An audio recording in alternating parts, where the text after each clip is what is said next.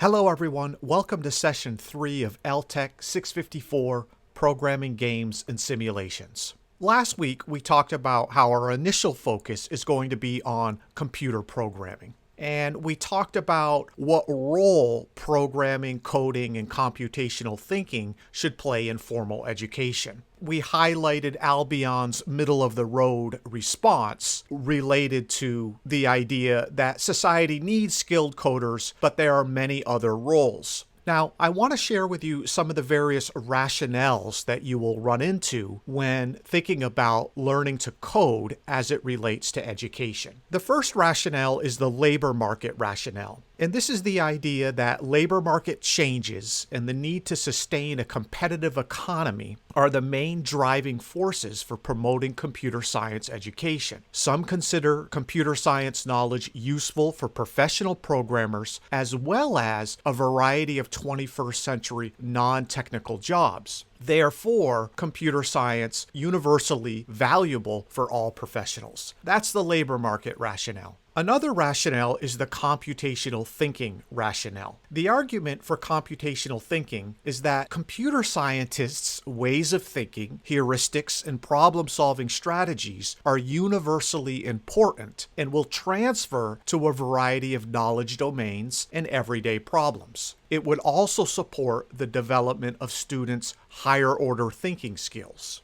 Another rationale for learning to code is the computational literacy rationale. Computational literacy is not a new skill or a class of problem-solving strategies, but a set of material, cognitive, and social elements that generate new ways of thinking and learning. It enables new types of mental operations and knowledge representations, creates new kinds of literatures, and makes it possible for people to express themselves in new ways, changing how people accomplish cognitive tasks. The final rationale is the equity of participation rationale. And this has to do with the idea that computer science knowledge will be required for the best and most creative jobs, for civic participation, and for understanding the impact of computation on society. Additionally, since our cognitive capabilities will be limited by our ability to utilize computation, equity of participation in computer science education becomes a central concern and is one of the most significant gaps in research and implementation. So there you have it, 4 different rationales for learning to code or learning about computer science.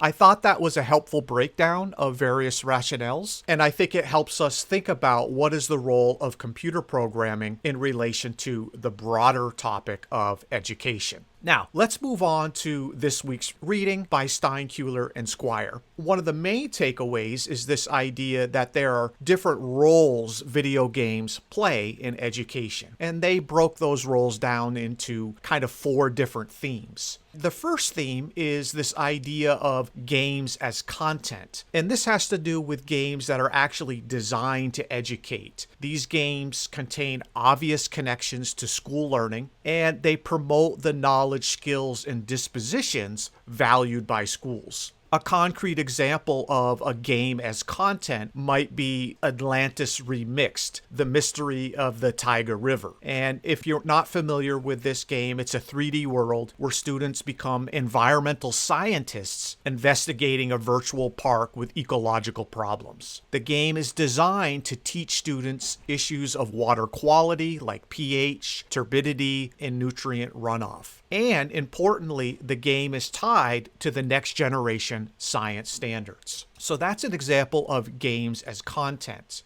Another role video games are playing in education is quote-unquote games as bait. And this is the idea of taking a game that's designed to entertain and has no obvious overt connection to school learning. However, studying that game because school-related skills and knowledge are seen as a side effect of playing the game. Now, a great example might be EVE Online. I'm sure many of you have heard of this game. It's a massive multiplayer game set in a persistent space-based world. And in this game, players have professions such as mining, piracy, manufacturing, exploration, and trade. And importantly, this game is renowned for moderate scale and complexity. Players engage in unscripted economic competition, warfare, and political scheming. And so if you step back from this, some education researchers are interested in what school-related skills and or knowledge are players picking up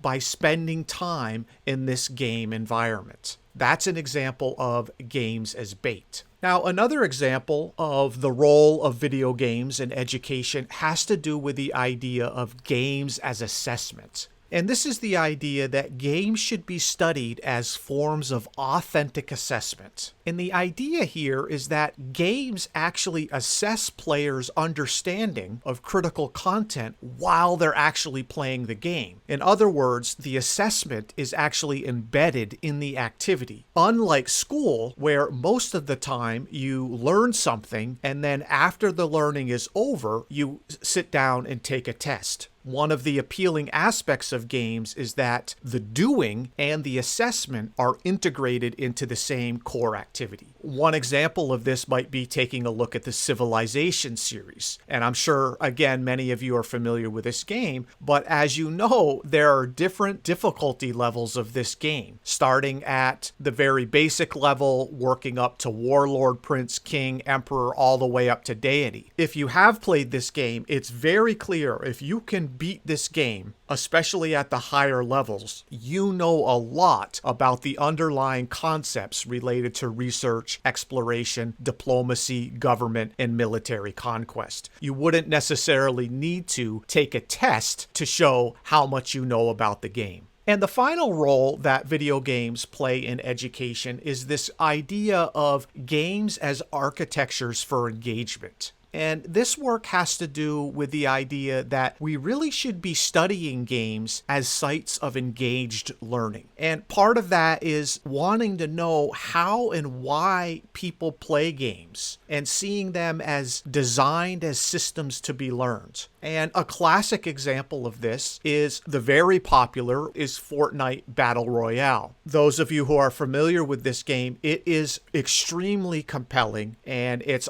been argued that it's one of the most successful and popular games of all time. Now, from an educational point of view, researchers should be thinking about what is it about the way this game is designed that so many people are willing to put in the time and effort to learn and master the game. And that's an example of games as architectures for engagement. Of course, these are not hard and fast categories, and research and game studies tend to cover more than one role at a time. That said, for the most part, we'll be focusing on games as content and how those games can be designed to engage learners. So in other words, games as content and games as architectures for engagement. That's not to say games as bait and games as assessment aren't important roles that video games are playing in education. It's just with our more hands-on focus on programming games and simulations, those two roles will be of utmost importance moving forward. Now I want to review some of the concepts we've learned so far in Godot, and I want to start by talking about the key concepts about nodes. So far, we've learned that nodes are the foundational building blocks of all Godot projects. We've also learned that nodes have types. For example, a node might be a color rectangle, a label, or a button, and there are many, many more node types that we haven't learned about yet. But importantly, it's this idea that nodes have a specific type. Another important concept is that all nodes have properties. For example, a color rect or a color rectangle has the property of a name, a position, a size, a scale, rotation, so on and so forth. Now, we've only played around with a couple of these properties, but over time, we'll learn which properties are associated with which type of node, and importantly, how to manipulate and change those properties. And that really brings us to the next point, is that properties can be adjusted using the inspector panel in the Godot editor. Now let's talk a little bit about scenes in Godot. Importantly, we've learned that every scene has to have a root node. For example, in the screenshot shown here, main with a capital M is the root node. And for 2D projects, the root node is typically of type Node 2D. And in this case, again, main is just a generic Node 2D. And that's kind of the base class of all two-dimensional nodes. And so it's often used as the root node. In addition, nodes can be added as children of other nodes. And in the screenshot here, we could see banner, Q1, Q2, so on and so forth. All of those are children of the root node, main. And we've learned that a node with one or more children is considered a parent node. We want to get used to that language of thinking about children and parents. And then all of the nodes in a scene are part of what we call a scene tree. And when we get into programming, we can move up and down the tree in order to communicate, control, and manipulate various nodes. And finally, let's review concepts about projects. We learned that Godot projects must have a main scene defined, and we can set that when we get the initial confirmation window that pops up, or we can adjust it in project settings, application, run, and it will tell us which main scene we have selected. In addition, the main scene is the scene that loads by default. In other words, it starts when the game begins, and that's why you have to have a main scene. Importantly, projects in Godot can have multiple scenes. They will have a main scene, but they may have many scenes. In fact, complex projects will have many scenes, and we'll be learning how to load and unload different scenes as we move forward this semester. Okay, so hands-on with Godot. Last week we talked about starting a Godot project, navigating Godot's interface, understanding nodes and node properties, and combining nodes into scenes. Today, we're going to be talking about actually instantiating scenes and manipulating those scenes using code. Okay, everyone, we're out of time for today. Have a great week, and I'll see you in Canvas.